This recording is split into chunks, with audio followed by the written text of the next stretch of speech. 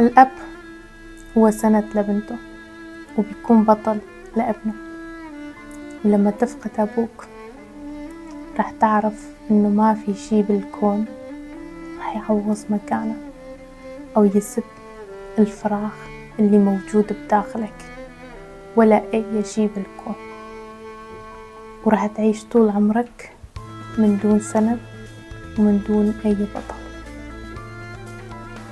وأنا فقدت أعز ما عندي في الكون، ما كنت أفهم شو هاليوم، بس كنت أحس بتأثير كبير فيني وفي عائلتي، ولحد اليوم تأثيره باقي.